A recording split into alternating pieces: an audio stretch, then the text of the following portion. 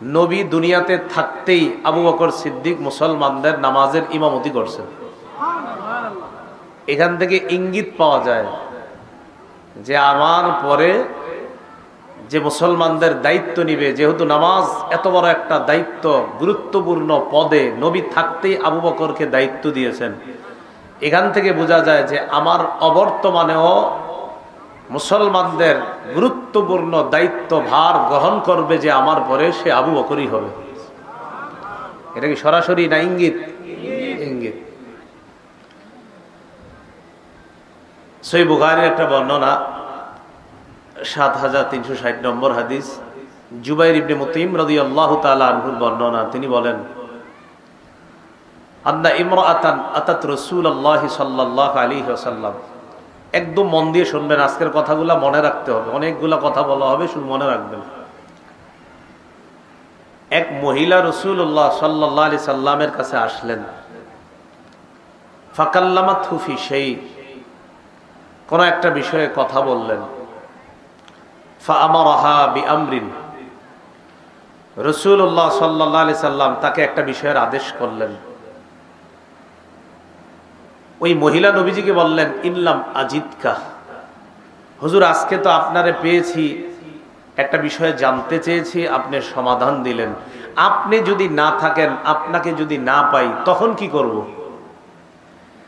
ইল্লাম আজিদকার অনুবাদ হলো যদি আপনাকে না পাই। মুহাদ্দিসিনে কেরাম ইল্লাম আজিদকার ব্যাখ্যা করেছেন, ইন আসাবাকাল মাউত ফালাম আজিদকা ফামা আফআলু।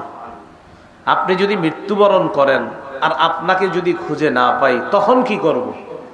এতটুকু বুঝছেন?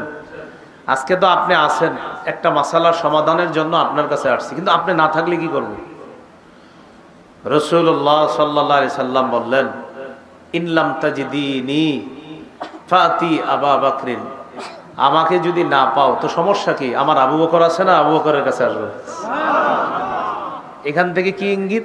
যে আমি না থাকলেও আমার যে দায়িত্বগুলা, এই দায়িত্ব পালনের যোগ্য যে ব্যক্তি আমার পরে, সে আবু বকর। এটা সরাসরি না বললেও ইঙ্গিতে রাসূল বুঝিয়ে দিলেন। রাসূলুল্লাহ সাল্লাল্লাহু আলাইহি সাল্লামের সাহাবী হুযায়ফা রাদিয়াল্লাহু তাআলা আনহুর বর্ণনা, ইবনে মাজার ৮০ নম্বর হাদিস। তিনি বলেন, কুন্না জুলুসান ইনদা নবী সাল্লাল্লাহু আলাইহি ওয়াসাল্লাম, আমরা আল্লাহ রাসূল সাল্লাল্লাহু আলাইহি সাল্লামের কাছে বসা। আর একটু কমান, মাইক একটু কমায় দেন। আমরা রাসূলুল্লাহ সাল্লাল্লাহু আলাইহি সাল্লামের কাছে বসা ছিলাম। তো নবীজির কাছে যখন বসা, নবীজি কথা বলতে বলতে এক পর্যায়ে বললেন, ইন্নী লা আদরি মা বাকাই ফীকুম, আমার জানা নাই আর কতদিন তোমাদের মাঝে আমি থাকব। ফাকতাদু বিল্লাযাইনি মিন বাদি ওয়া আশারা ইলা আবি বকরিন ওয়া উমর, আমি যখন না থাকব তোমরা ওই দুই ব্যক্তির অনুসরণ করো আমার পরে। নবী ইঙ্গিত করলেন আবু বকর আর ওমরের দিকে, যে আমি না থাকলে এই দুইজনের অনুসরণ তোমরা করো। এটা ইঙ্গিতে বুঝাইয়া দিলেন। কেন? কারণ নবী দুনিয়াতে থাকা অবস্থায় আপনারা যারা হাদিস পড়েন বা কোরআন পড়েন, ইতিহাস পড়েন, প্রায় জায়গায় দেখবেন নবীজি বলেন আমি আবু বকর ওমর, আমি আবু বকর ওমর, ডান পাশে আবু বকর, বাম পাশে ওমর। উহুদ পাহাড়ের উপরে নবী, আবু বকর ওমর। রাসূলুল্লাহ মদিনায় শুয়ে আছেন, পাশে আবু বকর ওমর। এগুলা থেকে বোঝা যায় যে আমার পরে মুসলমানদের সবচেয়ে শ্রেষ্ঠ দায়িত্বটা পাবে আবু বকর, এরপর পাবে ওমর। এটা বোঝা যায় হাদিস দ্বারা। উহুদ পাহাড়ের উপর দাঁড়ায় আছে, উহুদ পাহাড় নড়াচড়া করতেছে। রাসূলুল্লাহ সাল্লাল্লাহু আলাইহি সাল্লাম বললেন, উহুদ থামো, তোমার উপরে একজন নবী আছে, একজন সিদ্দিক আছে, একজন শহীদ আছে। নবী মানে আমি, সিদ্দিক মানে আবু বকর, আর শহীদ মানে ওমর ফারুক রাদিয়াল্লাহু তাআলা। রাসূলুল্লাহ সাল্লাল্লাহু আলাইহি সাল্লাম পরবর্তী খলিফার নাম সরাসরি বলেন নাই, তবে ইশারা ইঙ্গিতে বোঝা যায় কে হবেন পরবর্তী খলিফা। তাহলে বলেন তো, মুসলমানদের খলিফা হওয়ার 4 পদ্ধতির প্রথমটা আমরা জানলাম ইশারা। দ্বিতীয় পদ্ধতি, জীবিত খলিফা পরবর্তী খলিফার নাম ঘোষণা করে যায়। আবু বকর সিদ্দিক রাদিয়াল্লাহু তাআলা বিভিন্ন সাহাবীদের থেকে পার্সোনালি পরামর্শ নিলেন, ডাকলেন, আচ্ছা ওমর কেমন? তো অনেকে বলে ওমর তো অনেক ভালো, কেউ কেউ আবার বলছে ওমর সব দিক দিয়ে ঠিক আছে কিন্তু রাগটা একটু বেশি, এরকম বলছে। আবু বকর সিদ্দিক বলেন, তোমরা যে কি বলো, আমি তো ওমরের চাইতে যোগ্য ব্যক্তি পৃথিবীতে আর কাউকে দেখছি না। আবু বকর সিদ্দিক জীবদ্দশায় পরবর্তী খলিফার নাম ঘোষণা করে গিয়েছেন যে ওমর সবচেয়ে যোগ্য ব্যক্তি। তাহলে মুসলমানদের খলিফা নির্বাচনের দ্বিতীয় পদ্ধতি পাইলাম, জীবিত ব্যক্তি পরবর্তী খলিফার নাম সরাসরি ঘোষণা করে গেছে। 3 নাম্বার পদ্ধতি, জীবিত খলিফা কয়েকজনের একটা সদস্য গঠন করে দিবেন, এটাকে বলা হয় মজলিসে শুরা। তাদেরকে দায়িত্ব দিবেন যে তোমরা পরামর্শ করে পরবর্তী খলিফা নির্বাচন করবা। ওমর ফারুক রাদিয়াল্লাহু তাআলা 6 জনের একটা শুরা সদস্য গঠন করে দিছে। এই 6 জনকে দায়িত্ব দিলেন পরবর্তী খলিফা নির্বাচন করতে। তাহলে 3 নাম্বার পদ্ধতি আমাদের কাছে স্পষ্ট, জীবিত খলিফা পরবর্তী খলিফা নির্বাচনের দায়িত্ব দিবে শুরা কমিটির উপর। 4 নাম্বার পদ্ধতি, জনগণের মধ্যে একদল অভিজ্ঞ মানুষ মুসলমানদের একজনকে খলিফা হিসাবে মেনে নিয়ে তার হাতে বায়াত হবে, তখন অন্যান্যরাও তার হাতে বায়াত হবে। এটা 4র্থ পদ্ধতি। এটাকে আবার সরাসরি অবাধে জনগণ বলা যায় না, বিশেষ জনগণ বলা যায়। এটা দ্বারা অনেকে অনেক কিছু বুঝাইতে চায় 4র্থ পদ্ধতি দ্বারা, যে জনগণ নির্বাচন করা মানে কি। এই জনগণ দ্বারা উদ্দেশ্য অবাধে জনগণ না, এই জনগণ দ্বারা উদ্দেশ্য বিশেষ জনগণ তাদের খলিফা নির্বাচন করবে, বায়াত হবে, আর অন্যান্য জনগণ আস্তে আস্তে তার হাতে বায়াত হবে। তাহলে আবু বকর সিদ্দিক খলিফা হলেন ইশারার মাধ্যমে, ওমর ফারুক রাদিয়াল্লাহু তাআলা আন খলিফা হলেন, আবু বকর সিদ্দিক নির্বাচন করে গেছেন। উসমান গনি রাদিয়াল্লাহু তাআলা আনহু খলিফা হলেন শুরা কমিটির মাধ্যমে। 4র্থ খলিফা আলী রাদিয়াল্লাহু তাআলা আনহু খলিফা হলেন, একদল জনগণ তাকে খলিফা হিসাবে মেনে নিয়েছে, আস্তে আস্তে মুসলমানরা তার হাতে বায়াত হয়েছে। এই হলো 4টা পদ্ধতি। কয়টা পদ্ধতি? এই 4 পদ্ধতি মাথায় রাখলে, একদম মন দিয়ে শুনবেন, মাথায় একদম এদিক সেদিক করবেন না, না হয় একদম কিছু মনে রাখবেন না। আপনারা প্রায় সময় অনেক প্রশ্নের সম্মুখীন হন, আলোচনাটা মন দিয়ে শোনেন, দেখবেন অনেক প্রশ্নের সমাধান পেয়ে যাবেন ইনশাআল্লাহ। রাসূলুল্লাহ সাল্লাল্লাহু আলাইহি সাল্লাম মদিনায় আগমন করার আগে ইহুদিদের ইবাদতখানা ছিল মদিনায়, ইহুদিদের বড় বড় আলেম ছিল মদিনায়। রাসূল সাল্লাল্লাহু আলাইহি সাল্লাম মদিনায় আসলেন, ইহুদিদের সাথে সন্ধি করলেন যে আমরা মিলেমিশে থাকব, আমাদের উপর কেউ আক্রমণ করলে তোমরা সহযোগিতায় এগিয়ে আসবে, তোমাদের উপর কেউ আক্রমণ করলে আমরা তোমাদের সহযোগিতায় এগিয়ে যাব। ইহুদিরাও চুক্তিনামায় স্বাক্ষর করছে, ইহুদিদের সাথে রাসূল চুক্তি করছে। ইহুদিরা কিছুদিন পরেই চুক্তি ভাঙ্গা শুরু করছে।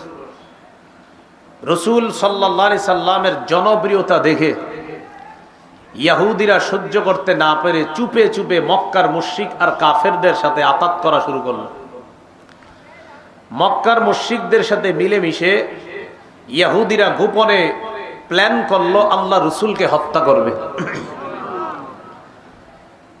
বাস্তবিক অর্থে একদিন আল্লাহ রাসূল সাল্লাল্লাহু আলাইহি সাল্লামকে ইহুদিরা দাওয়াত দিল। নবীজি কয়েকজন সাহাবী নিয়ে গেছে। যাওয়ার পর ইহুদিরা বলতেছে, ইয়া রাসূলুল্লাহ, আপনার সাথে কিছু পার্সোনাল কথা ছিল আমাদের। বলো। আপনার সাথে যে সাহাবীরা আছে তাদের সামনে বলা যাবে না। নবীজি সাহাবীদেরকে বললেন, তোমরা যাও। সাহাবীদের মনে সন্দেহ লাগছে, ঘটনা কি, আমাদেরকে কেন থাকতে দিচ্ছে না ইহুদিরা? তো সাহাবীদেরকে একটু দূরে পাঠিয়ে দিয়ে রাসূলকে এক জায়গায় বসাইছে।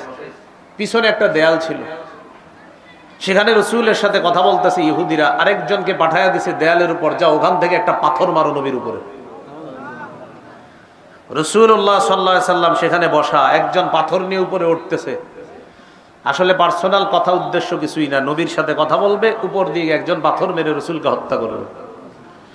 জিবরিল আমিন এসে জানায় দিছে, এখান থেকে তাড়াতাড়ি সরেন, আপনারে মারবে। সুবহানাল্লাহ। রাসূলুল্লাহ সাল্লাল্লাহু আলাইহি সাল্লাম চলে গেলেন। ইহুদিদেরকে মদিনা থেকে বের করে দেওয়া হলো, তারা গেল খায়বারে। এক পর্যায়ে খায়বার থেকেও তাদেরকে সমূলে উৎখাত করে দেওয়া হলো। মুসলমানদের উত্থান আর ইসলামের প্রচার প্রসার শুধু মদিনায় সীমাবদ্ধ না, আন্তর্জাতিক পরিমণ্ডলে ইসলামের প্রচার প্রসার, বিভিন্ন রাষ্ট্র প্রধান যারা, তাদের বিশেষ মজলিসের মধ্যে ইসলাম নিয়ে, ইসলামের নবীকে নিয়ে আলোচনা শুরু হয়ে গেছে। এই বিষয়টা ইহুদিরা কোনোভাবেই মেনে নিতে পারল না। ইহুদিরা মুসলমানদের এই বিজয় রথ দেখে তারা দেখলো রসুলের জামানায় ইসলামের প্রচার প্রসার ব্যাপকভাবে হচ্ছে। রসুলের পরে আবু বকর, ওমর রাদিয়াল্লাহু তাআলা আনহুমার যুগে ইসলাম মুসলমানদের শুধুমাত্র এলাকায় না, সারা পৃথিবীর ঘরে ঘরে, সমাজে সমাজে, রাষ্ট্রে রাষ্ট্রে, অলিতে গলিতে শুধু ইসলামের কথাবার্তা আর প্রচার জয়গান চলতেছে। এই যুগকে বলা হয় স্বর্ণযুগ। কি বলা হয়? স্বর্ণযুগ। ইহুদিরা চিন্তা করলো ইসলামের এইভাবে প্রচার প্রসার আর ইসলামের আকাশচুম্বী জনপ্রিয়তার কারণটা খুঁজে বের করা দরকার। ইহুদিরা চিন্তা করে দেখলো মুসলমানদের এইভাবে সারা পৃথিবীতে উত্থানের একমাত্র কারণ হলো তাদের মাঝে একতা। বলেন কি? তাহলে পয়েন্ট বের করে ফেললো যে একতাই মুসলমানদেরকে এগিয়ে নিচ্ছে। পয়েন্ট বের করার পর এই পয়েন্টকে কিভাবে নষ্ট করা যায়, তখন তারা সন্ধি আটতে লাগলো। ইহুদিরা চিন্তা করে দেখলো অস্ত্র বলে মুসলমানদেরকে শেষ করার কোনোভাবেই সম্ভব না, কারণ মাত্র 313 জনের সাথে 1000 পারে না, 60 জনের সাথে 60,000 পারে না। অতএব অস্ত্র দিয়ে তাদেরকে শেষ করা যাবে না। কি? বুদ্ধিভিত্তিক যুদ্ধের মাধ্যমে তাদের একতা নষ্ট করতে হবে। দুইটা কথা মনে রাখবেন। বলেন, মুসলমানদের সারা দুনিয়াতে উত্থানের কারণ কি পাওয়া গেল? আর এটা নষ্ট করতে হবে অস্ত্রের যুদ্ধ দিয়ে না বুদ্ধির যুদ্ধ দিয়ে? বুদ্ধি। এই ইহুদিরা এবার বুদ্ধিভিত্তিক যুদ্ধের চিন্তা করলো যে বুদ্ধি দিয়ে এদেরকে শেষ করতে হবে। আবু বকর, ওমর ফারুক রাদিয়াল্লাহু তাআলা আনহুমার যুগে মুসলমানদের এই বুদ্ধিমত্তা, একতাকে নষ্ট করার চিন্তা করতে পারে না ইহুদিরা। কারণ ওমর ফারুক রাদিয়াল্লাহু তাআলা আনহু সচেতন খলিফা ছিলেন, এই জন্য কোনো দুঃসাহস করে নাই। ওমর ফারুক রাদিয়াল্লাহু তাআলা আনহু চলে যাওয়ার পর মুসলমানদের খলিফা হলেন ওসমান গনি রাদিয়াল্লাহু তাআলা। ওসমান গনি রাদিয়াল্লাহু তাআলা আনহু দয়ালু ছিলেন, নম্র ভদ্র ছিলেন এবং খুব সহজ সরল একজন মানুষ ছিলেন। ওসমান গনি রাদিয়াল্লাহু তাআলা আনহুর এই দয়ালু হওয়াটাকে ইহুদিরা দুর্বলতা হিসাবে নিল। এবার 6টা দেশের নাম বলবো, মুখস্থ করবেন। ইয়ামান, মদিনা, বসরা, কুফা, কুফা, শাম, মিশর।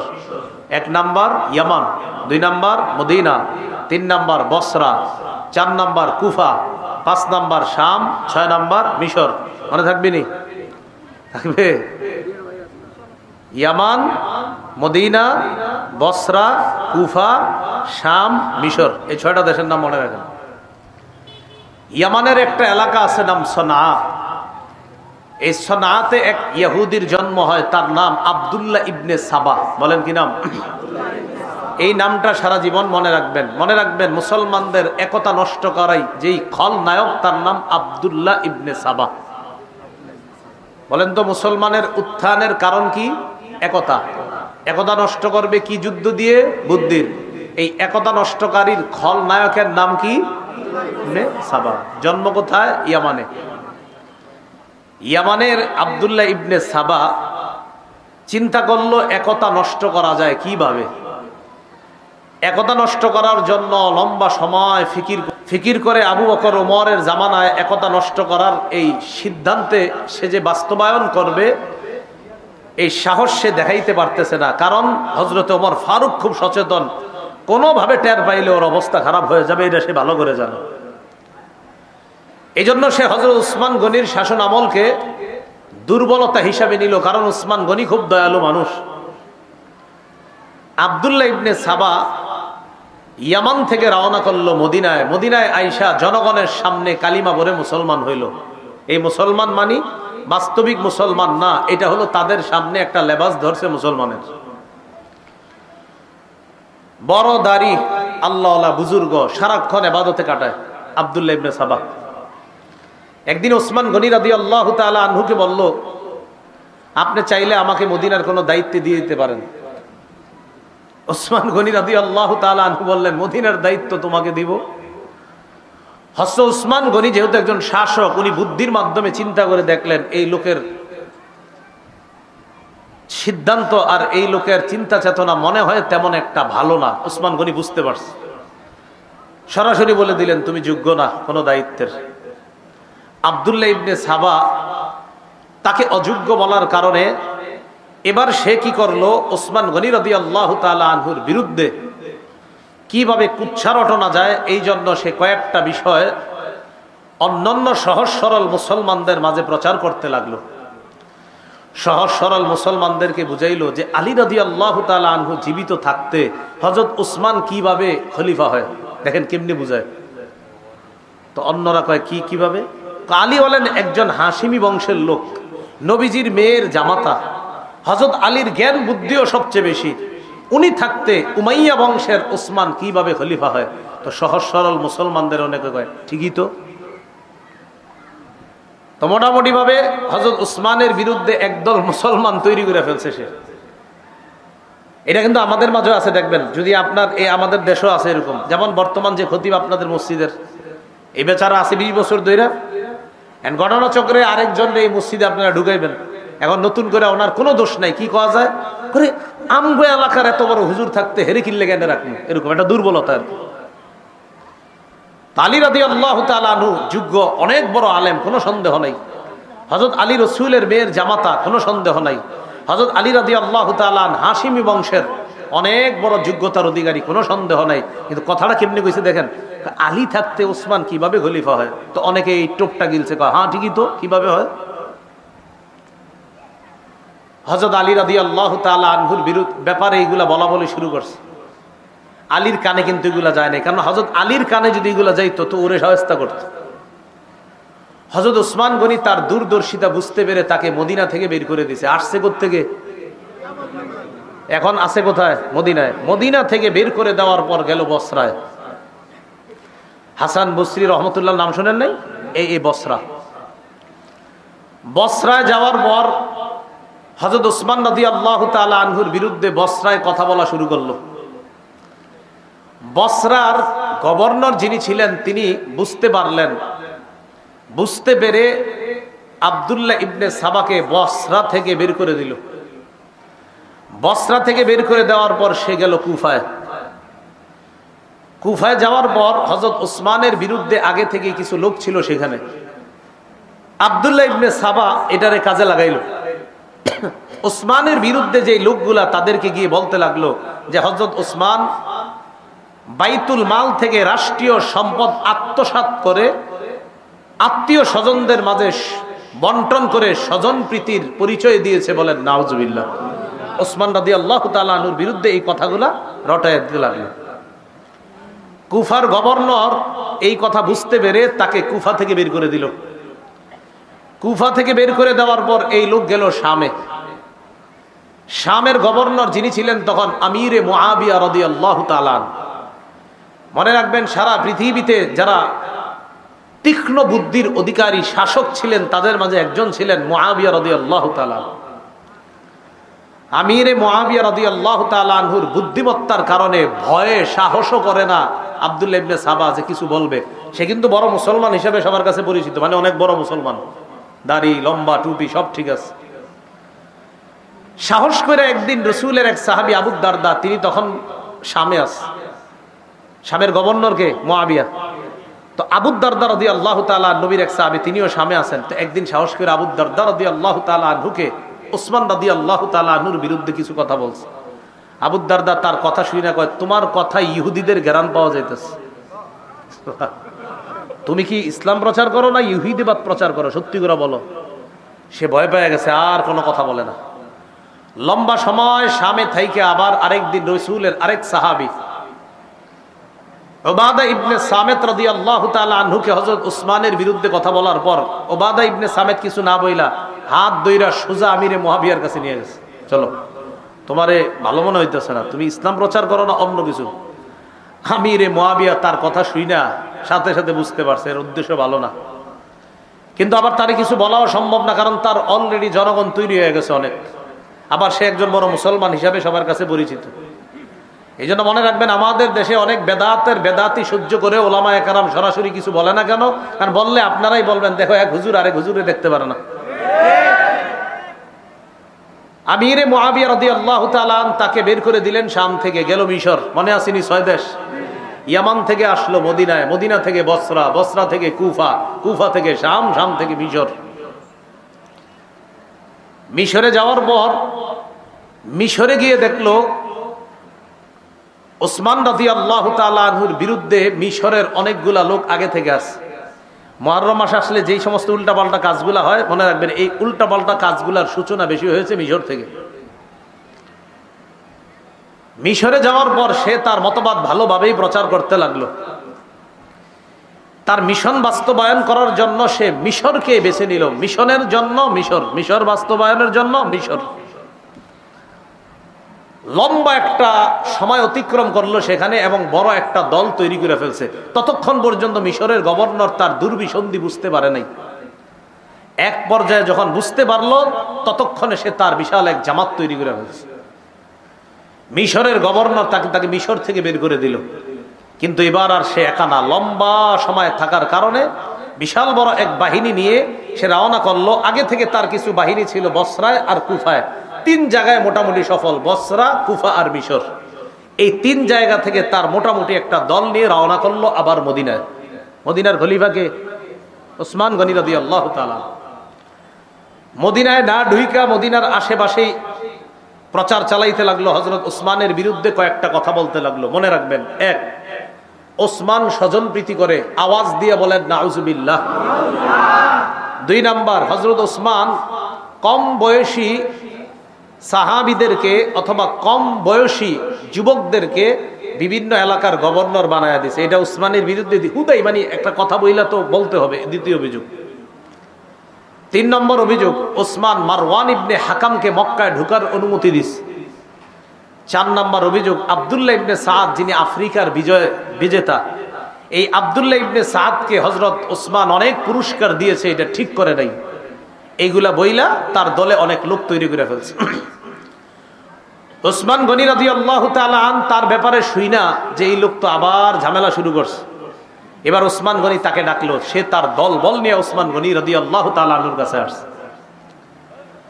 আসার পর এই বারবার উপরের দিকে, এই যে এগুলা তোমরা বারবার উপরের দিকে মারবা না, সমস্যা হচ্ছে। ওসমান গনি রাদিয়াল্লাহু তাআলা তাদেরকে জিজ্ঞাসা করলেন, আচ্ছা তোমাদের সমস্যা কোথায়? তো এবার বলতে লাগলো 4টা সমস্যা। 1 নাম্বার, আপনি বাইতুল মাল, রাষ্ট্রীয় সম্পদ আপনার আত্মীয় স্বজনদেরকে দিয়ে আপনি স্বজন প্রীতি করলেন। ওসমান গনি রাদিয়াল্লাহু তাআলা আনহু জবাব দিলেন যে দেখো, আল্লাহ আমারে এত সম্পদ দান করছে, আমি এ পর্যন্ত খলিফা হিসাবেও রাষ্ট্রীয় কোষাগার থেকে 1টা টাকাও ভাতা গ্রহণ করি নাই। উল্টা আমার আত্মীয় স্বজনদেরকে দেওয়া দূরের কথা, আমি আমার বেতনটা পর্যন্ত আজও পর্যন্ত রাষ্ট্রীয় কোষাগার থেকে নেই। আমি যা দান করি সব আল্লাহ প্রদত্ত নেয়ামত, আল্লাহ আমার সম্পদ দিছে, আমার সম্পদ থেকে আমি দান করি। 2 নম্বর অভিযোগ, আপনি যুবক কম বয়সী সাহাবীদেরকে, কম বয়সী যুবকদেরকে গভর্নর বানাইছেন। কম বয়সীরা যদি যোগ্য হয় তাদেরকে দায়িত্ব দেওয়ার ইতিহাস তো নবীর যুগে আছে। সুবহানাল্লাহ। কোথায় আছে? আব্দুল্লাহ ইবনে সাবা, আর কি জানবো? ওসমান গনি বললেন, রাসূলের নাতি উসামা ইবনে যায়েদ রাদিয়াল্লাহু তাআলা, কি নাম? উসামা। এই উসামার বয়স যখন 17, উসামাকে আমির বানায়া বয়স্ক সাহাবীদেরকে তার নেতৃত্বে আল্লাহ রাসূল বিভিন্ন যুদ্ধে পাঠানোর ইতিহাস আছে। তাহলে এরকম কম বয়সী একজন সাহাবীকে রাসূল আমির বানায়া বয়স্ক সাহাবীদেরকে তার দলে দিয়েছেন। এখান থেকেই বোঝা যায় যে কম বয়সী ব্যক্তি যদি যোগ্য হয়, তার যোগ্যতার তার আসনে তাকে বসানোটা এটা অন্যায় না। আর অভিযোগ থাকলে বলো। 3 নম্বর অভিযোগ, মারওয়ান ইবনুল হাকামকে আপনি মক্কায় ঢোকার অনুমতি কেন দিয়েছেন? রাসূল সাল্লাল্লাহু আলাইহি সাল্লামের সাহাবী ওসমান গনি বললেন, মারওয়ান ইবনুল হাকাম একজন মুসলমান, আর মুসলমানকে মক্কায় ঢোকার অনুমতি রাসূল দিয়েছেন, এখানে আমি বাধা দেওয়ার কে? এই জন্য এটা কোনো অভিযোগই না। 4 নাম্বার, আফ্রিকা বিজয় করেছে যে তাকে আপনি এত পুরস্কার দেওয়া ঠিক করেন নাই। ও আচ্ছা, পুরস্কার বেশি দেওয়া হয়ে গেছে? হ্যাঁ, আচ্ছা ঠিক আছে, পুরস্কার ছিনায় আনলাম, অন্তত তুমি তারপরও বিশৃঙ্খলা করো না। ওসমান গনি রাদিয়াল্লাহু তাআলা উনি ফিতনা পছন্দ করতেন না, উনি ঝগড়া পছন্দ করতেন না। উনি বললেন ঠিক আছে, পুরস্কার ফিরিয়ে আনলাম, তারপরও তুমি বিশৃঙ্খলা করো না। আব্দুল্লাহ ইবনে সাবা, ওই মুনাফিক ইহুদি, সে চিন্তা করলো ঘটনা কি, এর যা কই সবই দিমানে, এটা তো তেমন কিছু করা যায় না। সে আবার তার দলবল নিয়ে চলে গেল মদিনার বাহিরে 3 মঞ্জিল দূরে। আলী রাদিয়াল্লাহু তাআলা আন, তলহা এবং জুবায়ের, 3 জন প্রবীণ সাহাবী, তাদের কাছে গেল আব্দুল্লাহ ইবনে সাবা। যাওয়ার পরে তাদেরকে বলল, আপনারা থাকতে ওসমান গনি খলিফা হয় কেমনে? আলী রাদিয়াল্লাহু তাআলা সরাসরি বললেন, তোমার মতলব ভালো মনে হচ্ছে না। সে দেখলো না আলী তলহা জুবায়ের, তাদের কাছে বেশি চান্স পাওয়া যাবে না। এবার নতুন ষড়যন্ত্র করলো, খুব মন দিয়ে শোনেন। নিজে একটা চিঠি লেখলো আব্দুল্লাহ ইবনে সাবা। এই চিঠির মধ্যে লেখা, মিশরীরা মিশরে যাওয়ার পর তাদেরকে হত্যা করবা, আমিরুল মুমিনিনের পক্ষ থেকে নির্দেশ। আমিরুল মুমিনিন কে? ওসমানের লেখা চিঠিটা না আব্দুল্লাহ ইবনে সাবার লেখা? আব্দুল্লাহ ইবনে সাবা নিজে থেকে একটা চিঠি বানাইছে, বানায় এটা লেখছে, লেখা এবার মিশরীদেরকে দেখাইছে। কয় দেখো, তার সাথে কয় দেশের লোক আছে? 3 দেশ, মিশর, বসরা, কুফা। তো মিশরীদেরকে দেখাইছে, দেখো তোমরা মিশরে যাওয়ার পর তোমাদেরকে যেন হত্যা করা হয়, এই নির্দেশনা দিয়েছে ওসমান। এই চিঠি দেখাইতে গেছে আলী রাদিয়াল্লাহু তাআলা। হযরত আলী রাদিয়াল্লাহু তাআলা বুদ্ধিমান সাহাবী ছিলেন, বিচক্ষণ সাহাবী। হযরত আলী চিঠি দেখেই বুঝতে পারছে এটা বানানো চিঠি। আর চিঠি দেখার পরে কয়, আচ্ছা ওসমান গনি লেখছে এটা না? হ্যাঁ। ঠিক আছে, তোমরা যাও। মিশরীদেরকে আলাদা করে কুফা আর বসরার যারা, তাদেরকে বলল, আচ্ছা মিশরীদেরকে হত্যা করার নির্দেশনা দিয়েছে ওসমান, এটা কি তোমরা জানো? কুফার আর বসরার হেরা কয়, হ্যাঁ আমরা জানি। হযরত আলী কয়, তোমরা কেমনে জানলা এটা? এটা কিভাবে জানলা তোমরা? সবাই চুপ। আসলে তো আমরা কেমনে জানলাম, আমগরে তো এখনো কেউ বলে নাই। হ্যাঁ, আলী বললেন যে মিশরীদেরকে ওসমান গনি হত্যা করতে বলছে, একটা নির্দেশনা আছে জানো? তো ঠাস করে সবাই বল, হ্যাঁ জানি। আলী কই, কেমনে জানলাম? হযরত আলী বললেন, এর মানে তোমাদের এই 3 গ্রুপেরই প্ল্যান করা একটা চিঠি এটা। তো চিঠিতেও তেমন কোনো কাজ হইল না। আব্দুল্লাহ ইবনে সাবা ইতিমধ্যে তার জনগণ আরো বাড়াইতেছে। হযরত আলী রাদিয়াল্লাহু তাআলা আনহু বুঝতে পারছে অবস্থা বেশি ভালো না। ইতিমধ্যে জিলহজ মাস এসে গেছে। কোন মাস? 35 হিজরির জিলহজ মাস। মদিনার বড় বড় সাহাবায়ে কেরামরা হজ করার জন্য চলে গেলেন মক্কায়। আম্মাজান আয়েশা সিদ্দিকা রাদিয়াল্লাহু তাআলা আনহা, তিনিও মক্কায় গেলেন। এদিক দিয়ে মদিনা খালি, অর্থাৎ মদিনায় বড় বড় সাহাবায়ে কেরাম নাই। এই সুযোগটাকে কাজে লাগাইলো আব্দুল্লাহ ইবনে সাবা। হ্যাঁ, আলী রাদিয়াল্লাহু তাআলা, তলহা, জুবায়ের রাদিয়াল্লাহু তাআলা আনহুম, তারা ছিলেন তখনও মদিনায়। হযরত আলী অবস্থা বেগতিক দেখে চিন্তা করলেন, এই লোক আমারে নিয়ে ষড়যন্ত্র করবে। হযরত আলী তার সন্তানদেরকে, হাসান, হুসাইন, তাদেরকে দায়িত্ব দিলেন একটা। কি দায়িত্ব? আব্দুল্লাহ ইবনে সাবা তার দলবল নিয়ে একদিন জুমার নামাজের সময় হযরত উসমানের বিরুদ্ধে মসজিদে বিদ্রোহ করে বসছে। নাউজুবিল্লাহ। বিশাল বড় একটা জামাত বিদ্রোহ করার কারণে হযরত উসমান ভেঙে বললেন। ওসমান গনি তার হাউসে ঢুকলেন। তার ঘরে ঢুকার পর এই বিদ্রোহী বাহিনী চারদিক থেকে ঘেরাও করে ফেলছে হযরত উসমান গনির বাসা। 22 দিন পর্যন্ত ঘেরাও করে রাখছে। কেউ লিখেছেন 40 দিন। খানা দেয় না, পানি দেয় না। যে উসমান গনির টাকা দিয়ে ক্রয় করা কূপ থেকে পানি মুসলমানরা খায় প্রতিনিয়ত, সেই কূপ থেকেও এক ফোঁটা পানির ব্যবস্থা উসমানের জন্য হয় না। আলী রাদিয়াল্লাহু তাআলা আনহু এই অবস্থা দেখা যুবক সাহাবীদেরকে উসমান গনির বাসা পাহারাদারি করার জন্য পাঠায়া দিলেন। এই যুবকদের মাঝে তার 2 কলিজার টুকরা হাসান, হুসাইনকেও পাঠাইছেন। আলী চলে গেলেন মদিনা থেকে বাহিরে। যুবক সাহাবীরা প্রধান ফটক পাহারা দিতেছে। 35 হিজরির 18ই জিলহজটা সারা জীবন মনে রাখবেন। বলেন, 35 হিজরির, কেউ 17ই জিলহজও লেখছে, 17 বা 18 জিলহজ শুক্রবার। এই 35 হিজরির 17ই বা 18ই জিলহজ ওসমান গনি যে বাসায় থাকতেন, ওই বাসার পিছনের সাইড দিয়ে দেয়ালের উপরের ভাগ ভাইয়া বিদ্রোহীরা ঘরে প্রবেশ করছে। সামনে দিয়ে কেন আসতে পারতেছে না? সামনে যুবক সাহাবীরা পাহারা দিচ্ছে। ঘরে প্রবেশ করার পর হযরত উসমান গনি তখন সূরা বাকারা তেলাওয়াত করতেছে। সূরা বাকারার 137 নম্বর আয়াত পড়তেছিলেন। ওই মুহূর্তে একজন পাপিষ্ঠ পিছন দিক থেকে হযরত উসমানের কল্লা বরাবর আঘাত করছে। হযরত উসমানের দেহ থেকে কল্লাটা আলাদা হয়ে রক্ত পরে সূরা বাকারার 137 নম্বর আয়াতের উপর রক্তের ছিটা পড়ছে। ওই আয়াতটা হলো ফাসায়াকফিকাহুমুল্লাহ, তাদের বিরুদ্ধে আল্লাহই যথেষ্ট। এই আয়াতের অর্থ ওসমান গনি কোরআন তেলাওয়াতরত অবস্থায় শহীদ হয়ে গেলেন। তার বিবি নায়লা আক্রমণ ঠেকাইতে গিয়েছিলেন, হাতের আঙ্গুলগুলো এবং কবজি সহ হাত থেকে আলাদা হয়ে গেছে। হযরত উসমান গনিকে শহীদ করে দেওয়ার পর এই জায়গাটা মনে রাখবেন, 35 হিজরির 18ই জিলহজ মুসলমানদের একতা নষ্ট হয়ে গেল। আজও পর্যন্ত সেই একতা ফিরে আসে নাই।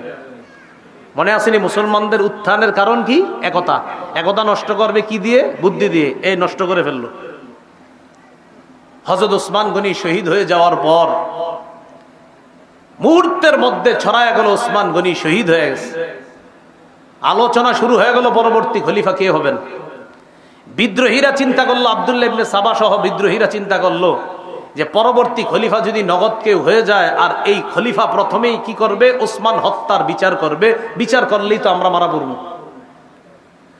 এখন আমরা বাধ্য করে হযরত আলীকে খলিফা বানায়া দিলে ভালো হয়। কেন? হযরত আলী হলেন ঠান্ডা মাথার মানুষ, তিনি প্রথমেই বিচার করবেন না, তিনি প্রথমেই খেলাফত সামাল দিবেন, এরপর পরিস্থিতি নিয়ন্ত্রণে এনে হয়তো তিনি বিচার করবেন। আর আলী যদি এই কাজ করতে যায়, অন্যান্য মুসলমান যারা জোশে আছে এখন হযরত উসমান হত্যার, যারা সহ্য করতে পারে নাই, তারা নগদ বলবে না আগে উসমান হত্যার বিচার হবে তারপর খেলাফত হবে। কিন্তু হযরত আলী তো ঠান্ডা মানুষ, তার চিন্তা হলো না আগে খেলাফতটা সামলাইতে হবে, এরপর আস্তে ধীরে বিচার হবে। তো মুনাফিক ইহুদিরা চিন্তা করলো এই দুই পরিস্থিতির মাঝখানে মুসলমানদেরকে যদি দাঁড় করায় দেই, এটা নতুন আরেকটা ঝগড়া লাগান যাবে। বিদ্রোহীরা আলীর কাছে গেছে, আপনি খলিফা হইতে হবে। হযরত আলী বললেন না। হযরত আলী সরাসরি বলছে, দাউনি ওয়ালতামিসু গায়রি, আমারে ছাড়ো, আমারে ছাড়া অন্য কাউরে খলিফা বানাও। তারা আলীকে খলিফা বানাবে স্থির করলো। সাহাবায়ে কেরামের কাছে সংবাদ চলে গেল হযরত উসমান শহীদ। আম্মা জান আয়েশা সিদ্দিকা মক্কা থেকে হজ করে মদিনায় রওনা করছে। প্রতিমধ্যে সংবাদ পেলেন হযরত উসমান শহীদ হয়ে গেছে। আম্মা জান আয়েশা সিদ্দিকা মদিনায় আসার পরিবর্তে আবার মক্কায় চলে গেলেন। কেন? মক্কায় গিয়ে আম্মা জান আয়েশা সিদ্দিকার একটাই কথা যে উসমান হত্যার বিচার হবে আগে, এরপর খেলাফত থেকে অধিষ্ঠিত হবে এটা পরে। উসমান হত্যার বিচার হওয়ার আগে আমরা কেউ বায়াত হব না। আম্মা জান আয়েশা সিদ্দিকা এই ঘোষণা দিয়ে দিলেন। এইটা বিদ্রোহীরা আলীকে খলিফা বানায় দিছে জোর করে। হযরত আলী দেখলেন আমি যদি খেলাফত না নেই, এই মুহূর্তে এই বিদ্রোহীদের কেউ খেলাফত নিয়ে নিতে পারে। দেখছেন কিভাবে ব্যস্তা লাগাইছে। হযরত আলীও চিন্তা করতেছে খেলাফত না নিয়ে উপায় নাই।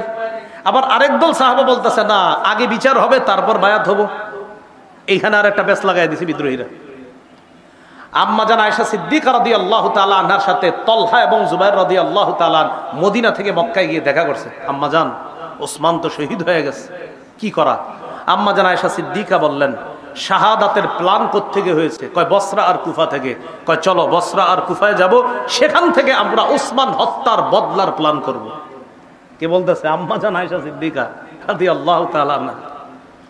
তিনি চলে গেলেন, রওনা করলেন বসরা। এদিক দিয়ে আলী রাদিয়াল্লাহু তাআলা আনহু যখন জানলেন যে আমার শাশুড়ি, আম্মা জান আয়েশা সিদ্দিকা রাদিয়াল্লাহু তাআলা না কি হয় শাশুড়ি, যে আম্মাজান তো রওনা করছে বসরায়, আর বসরায় এই জন্যই যাচ্ছে যে ওসমান হত্যার বদলা।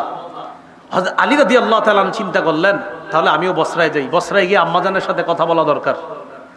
এদিক দিয়ে হযরত আলী রাদিয়াল্লাহু তাআলা আনহু রওনা করলেন, ওই দিক দিয়ে আম্মাজানও বসরায় রওনা করছে। বিদ্রোহীরা চিন্তা করলো সর্বনাশ, বসরায় গিয়ে যদি দুই দলের মাঝে মিটমাট হয়ে যায় বিপদে পড়বো আমরা। কথাগুলা কি বুঝতেছেন সবাই? একদম মাথায় এদিক সেদিক নিয়েন না, খুব গুরুত্বপূর্ণ তথ্য আসবে সামনে। হযরত আলী রাদিয়াল্লাহু তাআলা আনহু বসরায় গেলেন, আম্মা জান আয়েশা সিদ্দিকা রাদিয়াল্লাহু তাআলা আনহাও গেলেন। ওইদিক দিয়ে আমিরে মুআবিয়া শাম দেশ থেকে আম্মা জানের সাথে দেখা করতে আসছে। আমিরে মুআবিয়া রাদিয়াল্লাহু তাআলা আনহুরও এক দাবি, আগে ওসমান হত্যার বিচার হবে তারপর আমরা বায়াত হব। তাহলে দাবিতে আম্মা জান আয়েশা আমিরে মুআবিয়া তারা এক হয়ে গেলেন। আলী রাদিয়াল্লাহু তাআলা আনহু গেলেন, যাওয়ার পর আম্মা জান আয়েশা রাদিয়াল্লাহু তাআলা আনহা এবং আমিরে মুআবিয়ার সাথে কথা বললেন যে দেখো যদি কোনোভাবে যুদ্ধ লেগে যায় ক্ষতি হবে আমাদের, তাই কোনো যুদ্ধ চাই না, আমাদের মাঝে মীমাংসা হয়ে যাক। আম্মা জান আয়েশা সিদ্দিকা রাদিয়াল্লাহু তাআলা আনহা প্রস্তাব দিয়ে দিলেন আমিরে মুআবিয়া তারা উভয় প্রস্তাব দিলেন। একটাই প্রস্তাব, আপনি মদিনায় ফিরে গিয়ে প্রথমে বিদ্রোহীদের বিচার করবেন, তারপর আমরাই আপনার হাতে হাত রেখে বা আমরাই আপনার কাছে বায়াত হব। তাহলে সহজ হয়ে গেল বিষয়টা। তাহলে কি জানাইলো এই জায়গায়? আলী রাদিয়াল্লাহু তাআলা মদিনায় আসবেন, আসার পর ওসমান রাদিয়াল্লাহু তাআলা আনহুর হত্যাকারীদের বিচার করবেন, তারপর মুসলমানরা ব্যাপকভাবে হযরতে আলীর কাছে বায়াত হবে, তাকে খলিফা হিসাবে মেনে নেবে। এতটুকু বুঝছেন নি সবাই? রাতের বেলা সবাই খুশিতে ঘুমাইতেছে। খুশিতে বলতে আলী রাদিয়াল্লাহু তাআলা আনহুর সাথে যে মুসলমানরা তারাও খুশি যে হারে কোনো রক্তপাত হবে না, এটা ভালো লাগতেছে। আম্মা জানের সাথে যারা তারাও খুশি, আমিরে মুয়াবিয়ার সাথে তারাও খুশি যে কোনো রক্তপাত ছাড়াই মীমাংসা হয়ে গেল। আব্দুল্লাহ ইবনে সাবা তার অনুসারীদের কি নিয়ে টেনশনে পড়ে গেল, বেটা বিপদে তো আমরাই পড়ব, কি করা? রাতের বেলা একটা ঘটনা ঘটাইতে হবে। রাতে সবাই ঘুম। আব্দুল্লাহ ইবনে সাবা তার অনুসারীদেরকে নিয়ে আম্মাজান আয়েশা সিদ্দিকা যেই তাবুতে আম্মাজান আয়েশা সিদ্দিকা যেখানে বিশ্রাম নিচ্ছে আর আমিরে মুয়াবিয়া তাদের উপরে হামলা চালাইলো। তাদের উপরে আম্মাজান আয়েশা আমিরে মুয়াবিয়া যেখানে তাদের উপর হামলা চালাইলো। বলেন তো তাদের উপরে হামলা চালানোর পর অভিযোগের তীরটা কার উপর যাবে? হ্যাঁ, আলী রাদিয়াল্লাহু তাআলা আনহুর দিকে। কোন অবস্থা না দেখে মুসলমানরা সবাই বুঝে ফেললো যে আলী রাদিয়াল্লাহু তাআলা আনহু মনে হয় আমাদের উপর আক্রমণ চালাইছে। আসলে ঘটনাটা হযরত আলী ঘটায় নাই, ঘটাইছে ওই আব্দুল্লাহ ইবনে সাবা। এজন্য সব সময় সতর্ক থাকবেন। আমি আপনার মাঝে শত্রুতা নাই, আমার আপনার মাঝে তৃতীয় পক্ষ শত্রুতা করে। এই শত্রু এখনো আছে, ইসলাম তারা মিটিয়ে দিতে চায়, এদেরকে চিহ্নিত করতে হবে সারা জীবন। সব সময় তৃতীয় পক্ষে আমাদের মাঝে ঝগড়া লাগায়। আব্দুল্লাহ ইবনে সাবা তার অনুসারী নিয়ে আক্রমণ চালাইলো। এদেরকে বলা হয় সাবাই। বলেন কি বলা হয়? সাবাই। আক্রমণ চালানোর পর বাস কে কার উপর আক্রমণ চালাইছে এটা না বুঝা কঠিন যুদ্ধ শুরু হয়ে গেল। মুসলমানরা মুসলমানের তরবারির নিচে শহীদ হওয়া শুরু হইল। মুসলমানরা মুসলমানের তরবারি।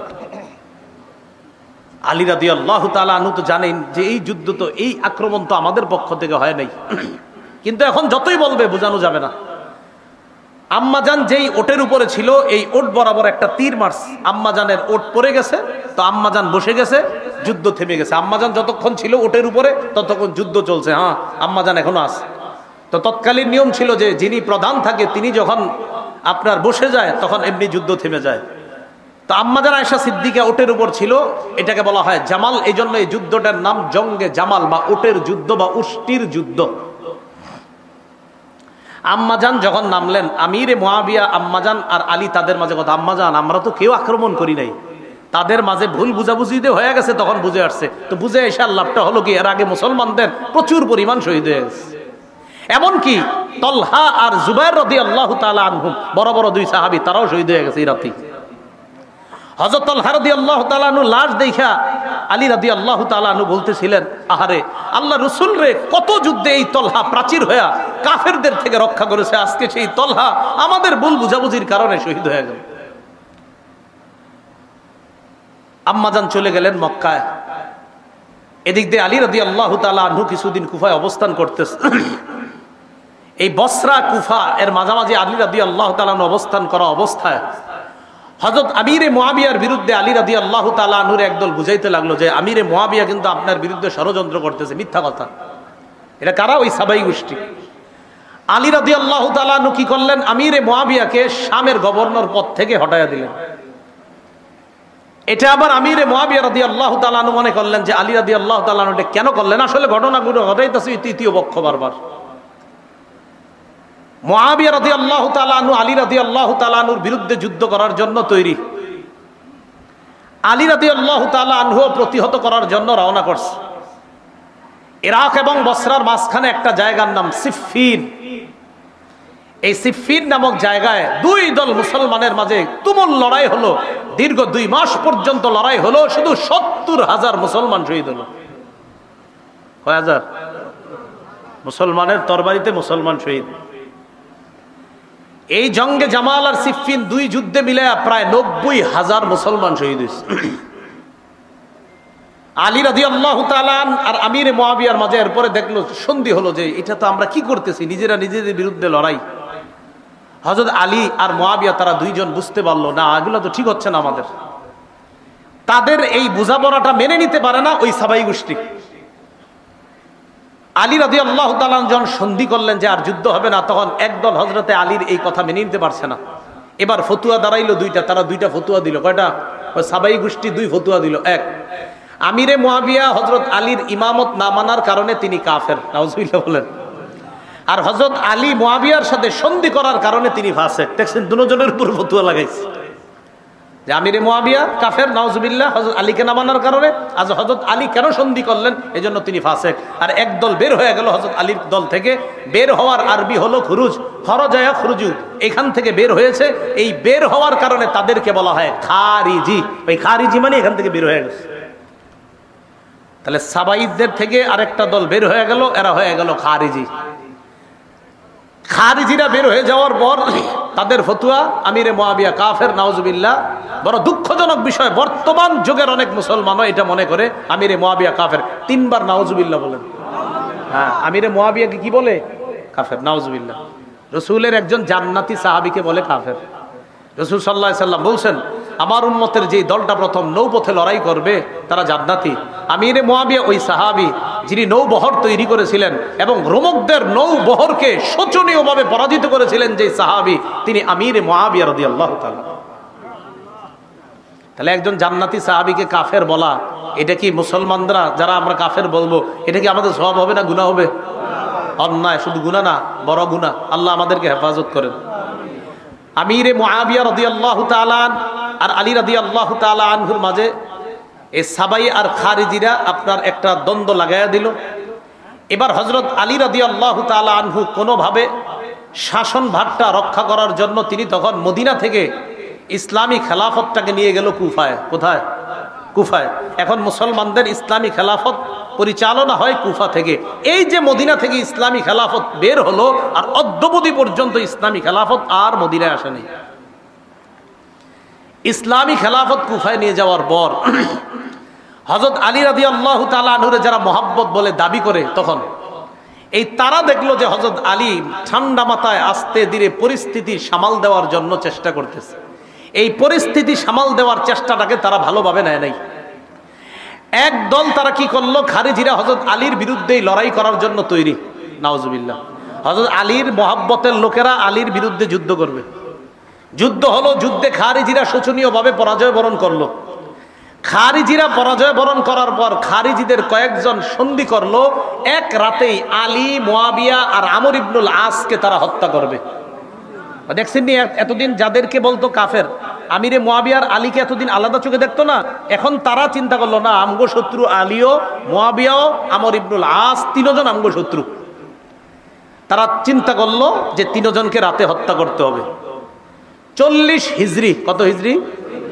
40 হিজরির 15ই রমজান ফজরের নামাজ পড়ার জন্য আলী রাদিয়াল্লাহু তাআলা আনহু মসজিদে রওনা করছে।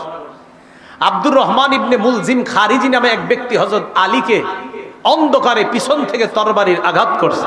এই আঘাত এতটা কঠোর ছিল যে হযরত আলী এরপর মাত্র 2 দিনের মাথায় 17ই রমজান শাহাদাত বরণ করে। ইন্না লিল্লাহি ওয়া ইন্না ইলাইহি রাজিউন। তাহলে 40 হিজরির 15ই রমজান হযরত আলীকে আঘাত করা হয়, 17ই রমজান তিনি শহীদ হয়ে যান। আমিরে মুয়াবিয়াকে ওই রাতে আঘাত করা হয়েছে, কিন্তু তিনি প্রতিহত করতে পেরেছিলেন, তাকে তেমন ক্ষতি করতে পারে নাই। আমর ইবনুল আস ঘটনাচক্রে ওই রাতে নামাজে না বের হয়ে আরেকজনকে পাঠাইছিলেন। আরেকজনকে পাঠানোর কারণে ওই ব্যক্তি অন্ধকারে মনে করছে এটাই মনে হয় আমর ইবনুল আস, এরে মারছে। তখন আমর ইবনুল আসের পরিবর্তে ওই ব্যক্তি নিহত হয়ে গেছে, শহীদ হয়ে গেছে। তাহলে এক রাতে 3 জনের উপর হামলা চালানো হয়েছে। কেউ বলেন ভিন্ন রাতেই হামলা চালাইছে, হামলায় 2 জন শহীদ। এর মধ্যে হযরত আলী শহীদ হলেন, আমিরে মুয়াবিয়াকে হামলা চালানো হয়েছে, তিনি শহীদ হননি। আমর ইবনুল আস মনে করে আরেকজনকে হামলা চালানো হয়ে গেছে, তিনি শহীদ হয়ে গেছেন। হযরত আলী শহীদ হয়ে যাওয়ার পর খেলাফতের দায়িত্ব ভার আসে হযরত হাসান রাদিয়াল্লাহু তাআলা আনহুর কাছে। হযরত আলীর ছেলে হাসান রাদিয়াল্লাহু তাআলা। হযরতে হাসান খেলাফত নেওয়ার পর তিনি চিন্তা করলেন যে মুসলমানের এই খেলা এই কতদিন চলবে। আর হযরত হাসানের ব্যাপারে আল্লাহ রাসূল বুখারীর বর্ণনা আছে, বলেছিলেন আমার এই নাতি, এভাবে বলছে আমার এই নাতি, আমার এই সন্তান বলছে আমার এই নাতি এত মহব্বতের, এত আমার এই নাতির মাধ্যমে আমি আশাবাদী আল্লাহ 2টা দলের মধ্যে চলমান বড় ফিতনাকে আল্লাহ রক্ষা রহিত করে দিবেন। রাসূল জীবদ্দশায় বলেছিলেন আমার এই নাতির মাধ্যমে। হযরত হাসান খেলাফত পাওয়ার পর 5-6 মাস কম বেশি হবে খেলাফতে অধিষ্ঠ থাকার পর হযরত হাসান নিজে গিয়ে আমিরে মুআবিয়াকে বললেন, চাচা আর কতদিন এইগুলা চলবে, আমি আপনাকে যথেষ্ট যোগ্য মনে করতেছি, তাই খেলাফতের দায়ভার আপনাকে দিয়ে মুসলমানদের মাঝে এই বড় ফিতনা আমি রহিত করতে চাই। হযরত হাসান আমিরে মুআবিয়ার হাতে খেলাফতের দায়িত্ব দেওয়ার পর কিছুদিনের মধ্যে সারা পৃথিবীর মুসলমানদের মাঝে আবার শান্তির সুবাতাস বওয়া শুরু হলো। আমিরে মুআবিয়ার জামানায় ইসলাম আবার চতুর্দিকে ছড়ায় পড়া শুরু করলো। সুবহানাল্লাহ। আফগানিস্তানের কান্দাহার, কাবুল, বেলুচিস্তান, পাকিস্তানের লাহোর পর্যন্ত ইসলামের বিজয় পতাকা উড়ে শুরু করলো পাকিস্তান। আমিরে মুআবিয়ার জামানায় আফ্রিকার পুরো অঞ্চলগুলো, কঠিন কঠিন যে অঞ্চলগুলো যেখানে ইসলাম প্রচার করাটা কষ্ট ছিল, এই অঞ্চলগুলো আল্লাহ বিজয় দান করলেন। তো বেলুচিস্তান, পাকিস্তানের লাহোর, আফগানিস্তানের কাবুল, কান্দাহার, এগুলা সহ আপনার সুদূর মিশর থেকে মরক্কো পর্যন্ত আপনার ইসলামের জয় জয়কর অবস্থা যখন এইভাবে চলতেছিল, খুব সুন্দর চলতেছে, হযরত হাসান রাদিয়াল্লাহু তাআলা 49 অথবা 50 হিজরিতে হযরত হাসান ইন্তেকালের পর কুফার কিছু জনগণের মাঝে আবার শয়তান সাবাই গোত্ররা খোঁচা শুরু করছে। আপনার 41 হিজরি থেকে মোটামুটি আবার সুবাতাস ইসলামের। হযরত হাসান যখন আমিরে মুআবিয়ার হাতে খেলাফত দিয়ে দিল, আবার সুন্দর চলতেছে। তো হযরত হাসান ইন্তেকাল করছে 49 বা 50 হিজরিতে। কুফার কিছু লোক ওই সাবাই বা ওই শিয়া বা খারিজিদের চক্রান্তে আবার খোঁচানো শুরু করছে। কয় যেহেতু হাসান মারা গেছে, এক কাজ করা দরকার। কি? হুসাইনরে আমরা চিঠি পাঠাই যে আপনি খেলাফতের যোগ্য, আপনি আসেন। হযরত হুসাইনকে চিঠি লেখা শুরু করছে, হুসাইন আপনার মতো এরকম মানুষ থাকতে মুআবিয়া কি কেন খলিফা হবে? ওই আবার আগের ষড়যন্ত্র, ওই সেই আলীকে যে কথাটা বলছিল, আপনি থাকতে উসমান কেন খলিফা হবে, মনে আসেনি এই কথা? আবার হযরত হুসাইন ভালোভাবে বুঝতে পারছে, কয় এই জাতীয় উল্টাপাল্টা কথা আর লেখবা না, আমিরে মুআবিয়া তিনিই যোগ্য। হযরত হুসাইন এই কথার তেমন কোনো গুরুত্ব দেয় নাই, তাহলে তেমন কোনো কাজ করতে পারে নাই। 49 বা 50 হিজরিতে আমিরে মুআবিয়ার শাসন ক্ষমতা চলতেছে 60 হিজরি পর্যন্ত চললো। কয় হিজরি? 60 হিজরি। 60 হিজরি পর্যন্ত শাসন ক্ষমতা চলার পর আমিরে মুআবিয়া যখন মুমূর্ষ অবস্থা, চিন্তা করলেন কি করা যায়। ওই যে মুসলমানদের খলিফা নির্বাচনের পদ্ধতি 4টার একটা হলো পরবর্তী খলিফার নাম ঘোষণা করা। আমিরে মুআবিয়া ইজতিহাদ করে দেখলেন যে আমার পরে খলিফা কাকে বানানো যায়। তো তিনি দেখলেন যে আমার পরে খলিফা হিসেবে যোগ্য আমার ছেলে ইয়াজিদ। আমিরে মুআবিয়া দেখলেন। উলামায়ে কেরাম, ফুকাহায়ে কেরাম বলেন যে দেশ চালানোর যোগ্যতা আসলেই ইয়াজিদের ছিল। কি চালানো? কিন্তু তাকওয়া বা খোদাবিরুতা এই দিক দিয়ে হযরতে হুসাইন, আব্দুল্লাহ ইবনে ওমর, আব্দুল্লাহ ইবনে জুবায়ের, আব্দুল্লাহ ইবনে আব্বাস, আব্দুর রহমান ইবনে আবু বকর তখনও দুনিয়াতে জিন্দা। তাকওয়া খোদাবিরুতায় যে তারা শ্রেষ্ঠ, এতে কোনো সন্দেহ নাই। কিন্তু দেশ পরিচালনার যোগ্যতা যে ইয়াজিদের ছিল, এটা উলামায়ে কেরামও স্বীকার করে। তবে তাকওয়া খোদাবিরুতায় কারা এগিয়ে? হুসাইন, আব্দুল্লাহ ইবনে ওমর, আব্দুল্লাহ ইবনে জুবায়ের, আব্দুল্লাহ ইবনে আব্বাস, তারা এগিয়ে। আমিরে মুআবিয়া বড় বড় সাহাবী তাবিঈদের সাথে পরামর্শ করছে, আমি ইয়াজিদকে খেলাফতের দায়িত্ব দিতে চাই, আপনারা কি বলেন? তো তারা বলল, হ্যাঁ, দেশ পরিচালনায় ইয়াজিদকে দিতে পারেন। ততদিন পর্যন্ত ইয়াজিদের থেকে কোনরূপ খারাপ কিছু প্রকাশ পায় নাই। তো আমিরে মুআবিয়া পরবর্তী খলিফার নাম ঘোষণা করে গেছে। আমিরে মুআবিয়ার সম্পর্কে ইয়াজিদ কি হয়? ছেলে। হ্যাঁ, ইয়াজিদ যে খেলাফতের যোগ্য না, এই কথাটা হুসাইন রাদিয়াল্লাহু তাআলা আনহু সহ সাহাবায়ে কেরাম কেউ অস্বীকার করে নাই, যোগ্য না। তবে হুসাইন রাদিয়াল্লাহু তাআলা আনহু চেয়েছেন, না, বাপের ছেলে খলিফা হবে, এই পন্থাটা বের রহিত হওয়া দরকার। এটা যদি প্রতিষ্ঠিত হয় তো দুনিয়াতে দেখা যাবে বাবার অযোগ্য ছেলেরাও খলিফা হওয়া শুরু হবে। এটা হুসাইন রাদিয়াল্লাহু তাআলা আনহু ছেলের না, বাপের ছেলেই খলিফা হতে হবে, এই নিয়ম পদ্ধতিটা এটা দুনিয়া থেকে উঠে যাওয়া দরকার। এটা না উঠলে খালি বাপের ছেলেরা যদি খলিফা হতে থাকে, অযোগ্যরাও খলিফা হয়ে যাবে। এটা হুসাইন রাদিয়াল্লাহু তাআলা আনহুর চিন্তা, সঠিক চিন্তা। ইয়াজিদকে খলিফা নাম ঘোষণা করার পর 60 হিজরির 4 রজব আমিরে মুআবিয়া রাদিয়াল্লাহু তাআলা আনহু ইন্তেকাল করলেন, দুনিয়া থেকে বিদায় নিলেন। আমিরে মুআবিয়া ইন্তেকাল করছে যেদিন, সেদিন তখন তার ছেলে ইয়াজিদ, তখনও তিনি দামেস্কে ছিলেন না। তিনি তার বাবার মৃত্যুর সংবাদ পেয়ে আসতে আসতে দেখে জানাজা হয়ে অলরেডি আমিরে মুআবিয়াকে দাফন করা হয়ে গিয়েছে। বাকি এতটুকু জানছে যে তাকেই খলিফা হিসাবে নাম ঘোষণা করে গেছে। ইয়াজিদ খলিফা হওয়ার পর চারদিকে চিঠি পাঠাইতে লাগলো, মোটামুটি সবাই আস্তে আস্তে তার খেলাফত মেনে নিতে লাগলো। প্রায় আপনার বড় বড় সাহাবীরাও তার খেলাফত মেনে নিতে লাগলো। তবে মক্কা এবং মদিনায় যারা আছে এদের মধ্যে বড় বড় কিছু সাহাবা তার খেলাফত মেনে নিচ্ছে না। হুসাইন রাদিয়াল্লাহু তাআলা আনহু ইয়াজিদ যে খলিফা হিসেবে অযোগ্য এটা উনি অস্বীকার করে না। তবে ইয়াজিদের খেলাফত প্রতিষ্ঠিত হয় নাই পরিপূর্ণভাবে, এটা হুসাইন রাদিয়াল্লাহু তাআলা আনহুর দাবি। এবং তার দাবি হলো না, বাপের ছেলেই খলিফা হওয়া, এই পন্থাটা, এই পদ্ধতি দুনিয়া থেকে রহিত করতে হবে। এই জন্য হুসাইন রাদিয়াল্লাহু তাআলা আনহু সোজা কথা, ইয়াজিদের খেলাফত আমি মানি না। আব্দুল্লাহ ইবনে আব্বাসও মানেন নাই, আব্দুল্লাহ ইবনে ওমর মানেন নাই, আব্দুর রহমান ইবনে আবু বকর তিনিও মানেন নাই, আব্দুল্লাহ ইবনে জুবায়ের তারা কেউ মানেন নাই। এতটুকু বুঝে আসছে? ইয়াজিদ চিন্তা করলো, আমারে সারা দুনিয়া যদি খলিফা মানে আর এই বড় বড় 5 সাহাবী যদি না মানে তো আমার তেমন কোনো ভ্যালু থাকবে না। মনে রাখবেন তখন কুফার গভর্নর যিনি, তার নাম নু'মান ইবনে বশীর রাদিয়াল্লাহু তাআলা, কুফার গভর্নর। বসরার গভর্নর যিনি ছিলেন তখন উবাইদুল্লাহ ইবনে জিয়াদ। আর মদিনার গভর্নর যিনি ছিলেন তার নাম হলো ওলীদ ইবনে উতবাহ। ইয়াজিদ খলিফা হওয়ার পর ওলীদ ইবনে উতবার কাছে চিঠি পাঠাইলো, তুমি যেইভাবে হোক, যেই পদ্ধতি হোক, তাড়াতাড়ি হুসাইন, আব্দুল্লাহ ইবনে জুবায়ের, আব্দুল্লাহ ইবনে ওমর, আব্দুল্লাহ ইবনে আব্বাস এদের থেকে তাড়াতাড়ি বায়াত নাও। এদের থেকে যদি বায়াত না নাও তাহলে কিন্তু আমার অবস্থা তেমন ঠিক হচ্ছে না, তাড়াতাড়ি এদের থেকে আমার পক্ষে বায়াত নাও। এতটুকু বুঝে আসছে? কুফা থেকে তখন শত শত চিঠি আসতে লাগলো হুসাইন রাদিয়াল্লাহু তাআলা আনহুর কাছে। হুসাইনকে চিঠিতে লিখতেছে, নবীর নাতি, আপনি হযরত আলীর সন্তান, আপনার মতো যোগ্য ব্যক্তি থাকতে ইয়াজিদকে আমরা কেউ খলিফা হিসেবে মেনে নিতে পারছি না। কুফার জনগণ আমরা কেউ তাকে খলিফা হিসেবে মানব না। কুফায় 1 লক্ষ লোক রেডি আছে ইয়াজিদের বিরুদ্ধে লড়াই করার জন্য, আপনি আমাদের কাছে চলে আসেন। কয় লাখ? 1 লাখ। হোসাইন এই চিঠি পায়া চিন্তা করলো, আসলে কি 1 লাখ লোক আছে? হযরত হুসাইন রাদিয়াল্লাহু তাআলা আনহু দেখলেন আসলেই তো বিশাল একটা জনগোষ্ঠী ইয়াজিদকে এখনো খলিফা মানে না। আসলে কি জানেন, ওই সাবাইরা আলী রাদিয়াল্লাহু তাআলা আনহুরে যেইভাবে হত্যা করছে, তাদের টার্গেট হুসাইনকেও নিয়ে হত্যা করা, এটা তাদের টার্গেট।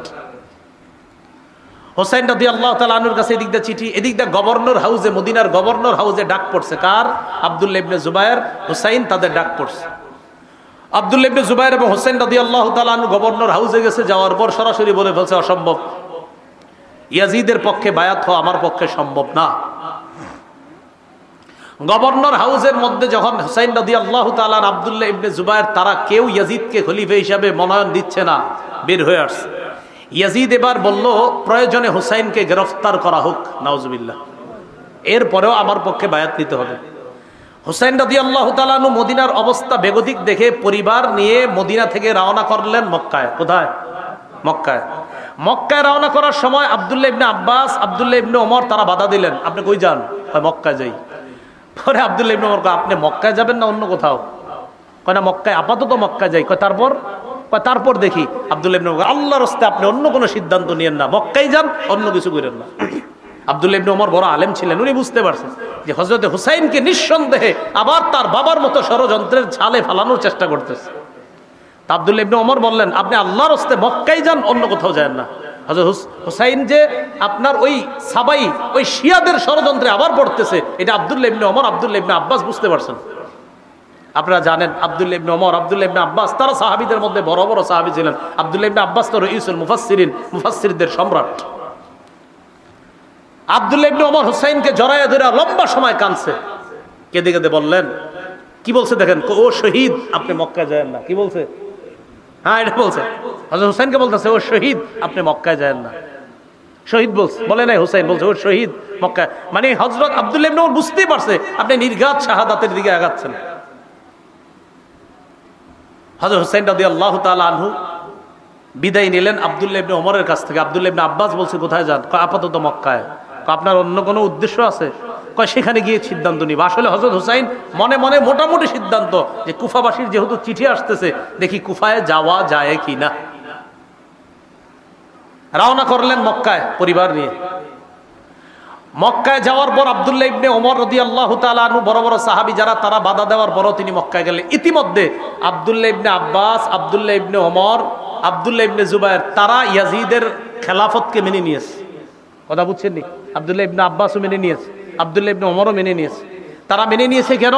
তারা বললেন বিশাল বড় কোনো রক্তক্ষয়ী যুদ্ধের আশঙ্কা থেকে হেফাজতের জন্য আমরা ইয়াজিদের খেলাফত মেনে নিলাম। এরা খেলাফত মেনে নেওয়ার পর হুসাইন রাদিয়াল্লাহু তাআলা আনহু যখন মক্কায় গেলেন, মক্কায় আরো চিঠি আসতে থাকলো, প্রচুর চিঠি। চিঠিতে শুধু একই কথা, আপনি আসেন কুফায়। এক পর্যায়ে কুফার অবস্থা যাচাই করার জন্য হুসাইন তার চাচাতো ভাই মুসলিম ইবনে আকিলকে পাঠাইছে কুফায়। তুমি যাও কুফার অবস্থা যাচাই করে আমারে জানাইবা। মুসলিম ইবনে আকিল কুফায় যাওয়ার আগেই কুফার গভর্নরের নাম ছিল নোমান ইবনে বশির, মনে রাখবেন।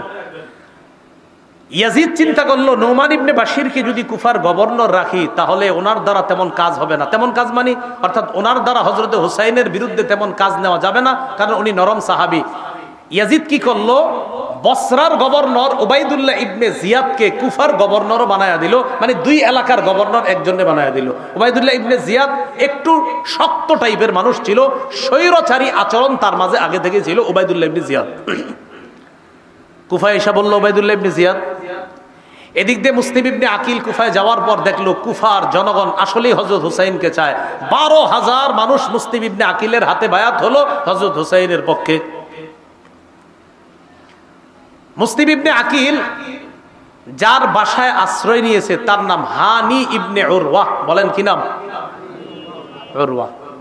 এদিক দিয়ে উবাইদুল্লাহ ইবনে জিয়াদের কাছে সংবাদ আসছে যে হুসাইনের পক্ষে এক ব্যক্তি বায়াত নিচ্ছে, সে নাকি হানি ইবনে উরওয়ার ঘরের মধ্যে আছে।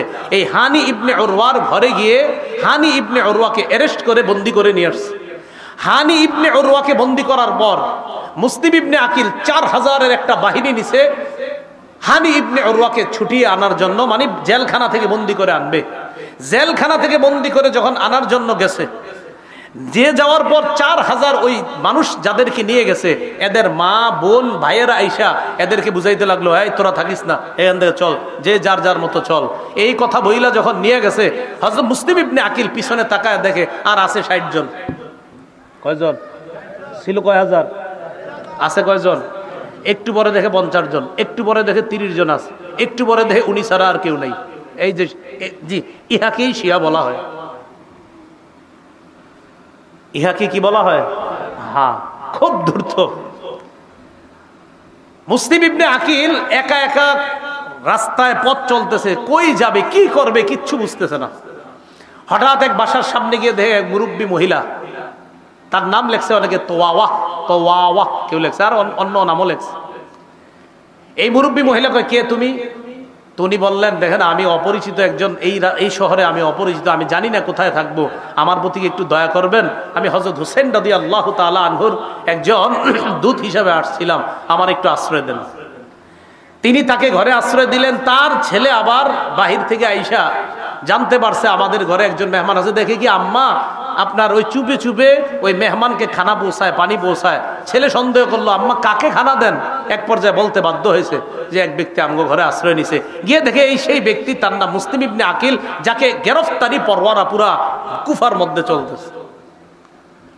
উবাইদুল্লাহ ইবনে জিয়াদকে জানায়া দিল। জানায়া দেওয়ার পর মুসলিম ইবনে আকিলকে অ্যারেস্ট করছে। মুসলিম ইবনে আকিলের অ্যারেস্ট করার লম্বা হিস্ট্রি আছে, যেদিকে যাব না।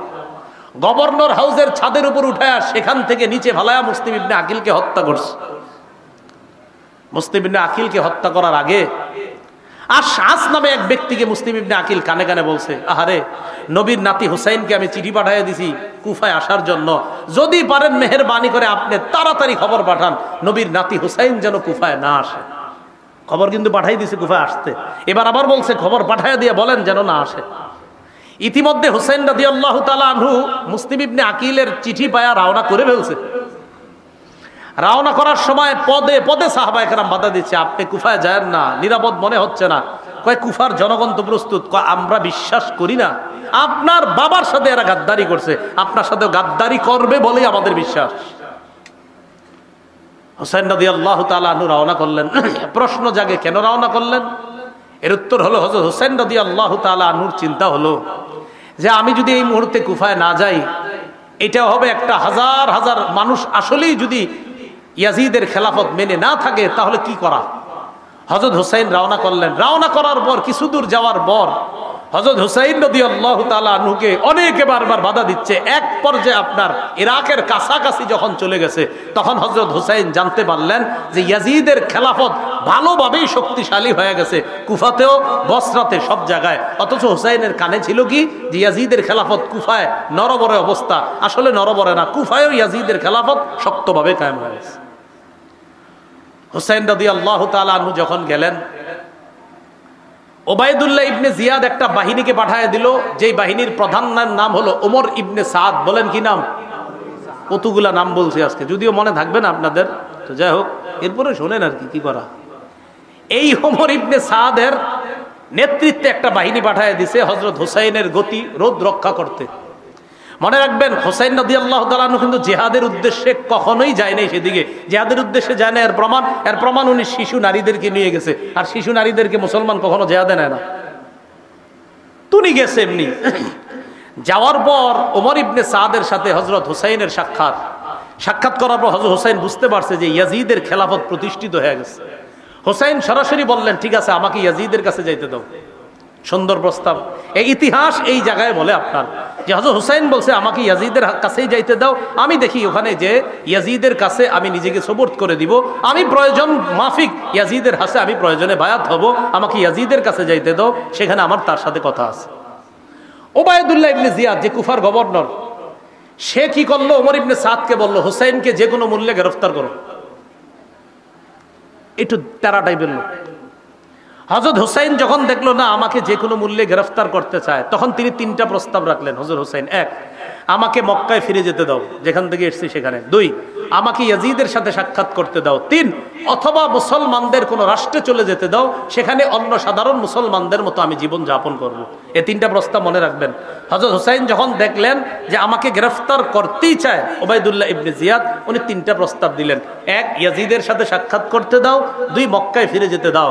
তিন, ইসলামী রাষ্ট্রের কোনো সীমানায় পৌঁছায় দাও, আমি সাধারণ মুসলমানদের মতো জীবন যাপন করব।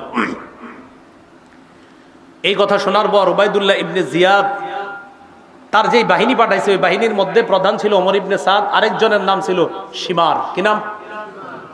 শিমার। এই ওমর ইবনে সাদ এবং শিমার, আরো কয়েকজন ছিল বড় বড়। শিমার ওবায়দুল্লাহ ইবনে জিয়াদকে বুঝাইল, দেখেন, শিকার হাতে পেয়ে এইভাবে হাতছাড়া করাটা ঠিক হবে না। ওবায়দুল্লাহ ইবনে জিয়াদও একটু নরম হয়েছিল। হ্যাঁ, ঠিক আছে, যেহেতু রক্ত যুদ্ধ হবে না, তো রক্ত যদি না হয়, রক্ত যদি জমিনে না পড়ে, এটা তো ভালো কথা। হুসাইন যদি এমনি বায়াত হয়ে যায়, তাহলে এটা খারাপ কথা না, সমস্যা কি? হোক, ঠিক আছে, তাহলে তাকে ইয়াজিদের কাছে যাইতে দেই। শিমার বলল, আরে আপনি কি করতেছেন? এই শিকার যেটা পাইছেন এটা আর কখনো পাবেন না, হাত ছাড়া করেন না। ওবায়দুল্লাহ ইবনে জিয়াদ হ্যাঁ ঠিক আছে, তাই তো, তাহলে গ্রেফতার করেন।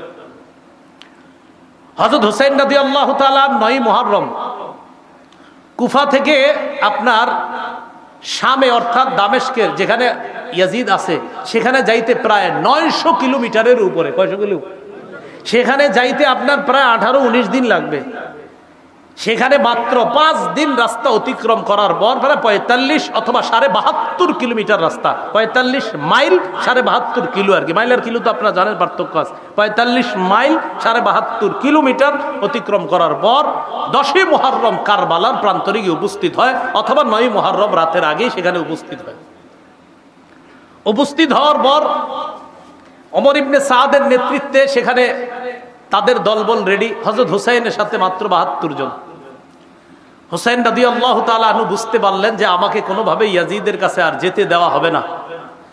10ই মুহররম সকালবেলা ফজরের নামাজ, এই নামাজে ওমর ইবনে সাদ তার নেতৃত্বে দলবল নিয়ে উপস্থিত ফজরের নামাজ পড়লো। কোন বর্ণনাকারী ঐতিহাসিকরা লেখছে এরাও হযরত হুসাইনের ইমামতিতে ফজর পড়ছে। হুসাইন ইমামতি করছে, ওই বিরোধী দলও তারা হযরত হুসাইনের ইমামতিতে নামাজ পড়ছে। কারবালার প্রান্তরে ফজরের নামাজের পর যুদ্ধের ঘোষণা হলো। এর আগের দিনের রাতের ব্যাপারে ঐতিহাসিকগণ কিছু কথা লেখছে। হযরত হুসাইন তাবুর মধ্যে ঘুমায় কিছু স্বপ্ন দেখছে, তার বোন পাশে ছিল। স্বপ্ন দেখার পর হঠাৎ উঠে উঠছে। বোন জিজ্ঞাসা করছে, ভাইজান কি হয়েছে? হযরত হুসাইন বললেন, কিছু না। আবার বলছে, কি হয়েছে? তো বললেন, অচিরে আমি আমার নানার সাথে সাক্ষাৎ করব, অচিরে আমি আমার নানার সাথে সাক্ষাৎ করবো, ইত্যাদি আরো অনেক স্বপ্নের কথা লেখছে। বোন কান্না শুরু করছে। হুসাইন বললেন, সাবধান, আমি ইন্তেকালের পর তোমরা আমারে নিয়ে মাতম করবা না। কি করবা না? বলেন জোরে, কি করবা না? কি করতেছেন? হযরত হুসাইন বলতেছে, সাবধান, আমি ইন্তেকালের পর এই সমস্ত কিছু করবা না। বোন রে বলতেছে হুসাইন। তো হুসাইনের অনুসরণ দাবি কইরা হযরত হুসাইনের অনুসরণ যদি করেন যে আমরা তার আশেক দাবি করে উল্টা পাল্টা যদি তাকে কেন্দ্র করে আমরা করি, এটা হযরতে হুসাইনের প্রতি মোহাব্বত হবে না, এটা বরং ওই সাবাই গোত্র যেই মিশন বাস্তবায়ন করতে চেয়েছে ওই মিশন বাস্তবায়নের একটা প্রতিফলন এই যুগেও ঘটে। যারা হুসাইনকে কেন্দ্র করে নিজেদের শরীর রক্তাক্ত করে, শরীরের উপর জুলুম করে, এটা হুসাইনের মোহাব্বত পরিচয় না, বরং ওই সাবাই গোত্রের মোহাব্বতের পরিচয়।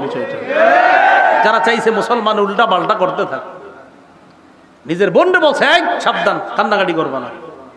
আপন বোনরে বলে দিছে এগুলো করবা না, আমার ইন্তেকালের পর উল্টা পাল্টা কিছু করবা না। একদম স্পষ্ট আল বিদায় আর নেহার বর্ণনা।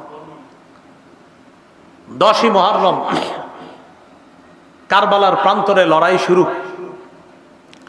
লড়াইয়ে আপনার নু'মান ইবনে বশীর রাদিয়াল্লাহু তাআলা আনহু সেখানে এসেছিলেন।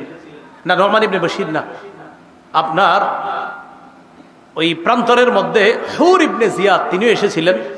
এই হুর ইবনে জিয়াদ যখন দেখলেন নবীর নাতির বিরুদ্ধে আমরা অস্ত্র উঠাইতেছি, অনেক মায়া লেগে গেছে, তিনি জোরে একটা চিৎকার দিলেন, এই তোমরা কার বিরুদ্ধে লড়াই করতেছো? এ তো মুহাম্মদ সাল্লাল্লাহু আলাইহি সাল্লামের নাতি। উনি তার দল ছেড়ে হযরত হুসাইনের দলে যোগ দিয়েছে কয়েকজন নিয়ে। তো তিনিও লড়াই করতে করতে শহীদ হয়ে গেছে। হযরত হুসাইনের সাথে যারা ছিল আস্তে আস্তে সবাই শহীদ হয়ে গেছে।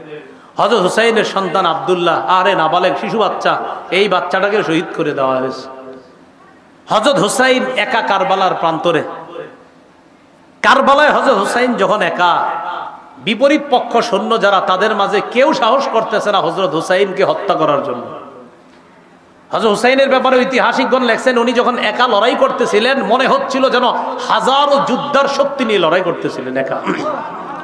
তো এক পর্যায়ে উনি নিস্তেজ হয়ে এক জায়গায় বসা, কেউ তার উপরে তরবারি উঠানোর জন্য সাহস করতেছে না, কারণ প্রত্যেকের চিন্তা যে আমার তরবারি দ্বারা যেন নবীর নাতির শহীদ না হয়। প্রত্যেকের যে না, ও মা, আমার তরবারি যেন নবীর নাতির উপরে না পড়ে, প্রত্যেকে এই ভয় পাইতেছে যেন আমি না। আরেকজন কয় আরে তুমি করো, প্রত্যেকে বলতেছে না অন্যজন। সীমার চিন্তা করে দেখলো ঘটনা কি, কেউ হত্যা করতেছে না কেন। হঠাৎ বলল, আচ্ছা তোমরা দুশ্মনের উপর অস্ত্র চালাচ্ছ না কেন? সীমারের এই কথা শুই না, আরেকজনের নাম সিনান। এই সীমারের কথায় সিনান, কেউ কেউ আরেকজনের নাম লেখছে আপনার, তারা দুইজনে মিলে একজন অস্ত্রের আঘাত করছে, আরেকজন বর্ষার আঘাত করে হযরত হুসাইনের দেহ থেকে, কল্লা থেকে মস্তক আলাদা করে দিচ্ছে কারবালার প্রান্তরে। হযরত হুসাইন রাদিয়াল্লাহু তাআলা আনহু শহীদ হয়ে গেলেন কারবালার প্রান্তরে। হযরত হুসাইন রাদিয়াল্লাহু তাআলা আনহুর শাহাদাত, এটা কেন্দ্র করে আমরা যে বিষয়গুলো বুঝি, যে সর্বশেষ তিনি চেয়েছিলেন ইয়াজিদের সাথে দেখা করার জন্য, তিনি মক্কায় ফিরে যেতে চেয়েছিলেন, তিনি চেয়েছিলেন ইসলামী কোনো রাষ্ট্রে চলে যাওয়ার জন্য। এই জায়গায় খলনায়ক হিসেবে যাদেরকে দাঁড় করানো যায়, উল্লেখযোগ্য একজন উবাইদুল্লাহ ইবনে জিয়াদ, সিনান, তাদেরকেও দাঁড় করানো যায়। আর ইয়াজিদের সেই ঘোষণা যে উবাইদুল্লাহ ইবনে জিয়াদকে বলেছিল যে শোনো, আমার বিরোধিতা যেই করবে তাকে অ্যারেস্ট করবা, তাকে গ্রেফতার করবা, যাকেই আমার বিরুদ্ধে বাবা তাকে অ্যারেস্ট করবা। এই ঘোষণাটাও এটা সঠিক ঘোষণা ছিল না। উবাইদুল্লাহ ইবনে জিয়াদের যে ঘোষণা যে হুসাইনকে কোনোভাবেই ইয়াজিদের কাছে পৌঁছতে দেওয়া যাবে না, এটাও ছিল অনেক বড় অন্যায়। এইভাবে আপনার মুসলমানদের এই যে রক্তে রঞ্জিত হওয়ার খেলা, সেই খেলা যে শুরু হলো, মুসলমানদের এই ইতিহাস ঐতিহ্য নষ্ট করার পিছনে মূল কারণটা কি? আমরা যে কারণটা জানলাম সেটা হলো খেলাফত ব্যবস্থাটা ধ্বংস করা। আর খেলাফত ব্যবস্থা ধ্বংস করলো কিভাবে? দেখলো মুসলমানদের একতা, এই একতা নষ্ট যারা করলো, ওই তারাই মুসলমানদের হাতে মুসলমানদের রক্ত রঞ্জিত হওয়ার ইতিহাসটা রচনা করছে। মুসলমান কখনো মুসলমানকে অস্ত্র চালাইতো না, ওই সাবাইরা এটা শুরু করলো। এইভাবে আস্তে আস্তে আপনার স্পেন শাসন করলো 800 বছর। এই স্পেনও শাসন 800 বছর করার পর মুসলমানরা এক ষড়যন্ত্রের শিকার হয়ে স্পেন হাতছাড়া করলো। ভারত উপমহাদেশ প্রায় 400 বছর শাসন করলো, এখানেও মুসলমান ষড়যন্ত্রের শিকার হলো। মূল কথা মনে রাখবেন, মুসলমান ঐক্যবদ্ধ জাতি হিসাবে থাকতে হবে। তৃতীয় পক্ষের ষড়যন্ত্রে মুসলমান যখনই কান দিবে তখন মুসলমান বিপদে পড়বে। মুসলমানদের একতা নষ্ট হয়ে গেলে তখন এই মুসলমানদের বিজয়ের পরিবর্তে পরাজয়ের গালি গ্রহণ করতে হবে। এই জন্য আমরা সবাই আজকের ইতিহাস থেকে যে বিষয়টা জানলাম, সবচেয়ে বেশি জরুরি এখন আমাদের একতা। কি দরকার বলেন তো? একতা। তো তো একতা হবে কিভাবে? আমার পাশে আরেক হুজুরে বয়া দেন, উনি আমার বিরুদ্ধে কয়, আমি ওনার বিরুদ্ধে কই, তো লাভ কি? এমনি আর একতা হবে কিভাবে? আল্লাহ আমাদের সকলকে প্রাথমিক কথাগুলো, কারবালার ইতিহাস তো অনেক শুনছেন, এটার চেয়ে বেশি মনে রাখবেন যে আমাদেরকে শেষ করে দিল কবে থেকে, ওই জায়গাগুলো মনে রাখবেন যে আমাদের যে উত্থান সুন্দর ছিল। মনে থাকবেনি কত হিজরিতে? 1835 হিজরির 18ই জিলহজ বা 17ই জিলহজ হযরত উসমানকে শাহাদাতের মাধ্যমে মুসলমানদের যে একতা নষ্ট হয়েছিল, ওই একতাটা আজও পর্যন্ত ফিরে আসে নাই। আমরা আল্লাহর কাছে দোয়া করব যে মুসলমান সারা পৃথিবীর যারা, আমরা ঐক্যবদ্ধ জাতি হিসাবে থাকার চেষ্টা করব। আল্লাহ পাক রব্বুল আলামিন আমাদের সকলকে আজকে যে কথাগুলো জানলাম, একতা যেন আমরা অর্জন করতে পারি, আল্লাহ তৌফিক দান করেন।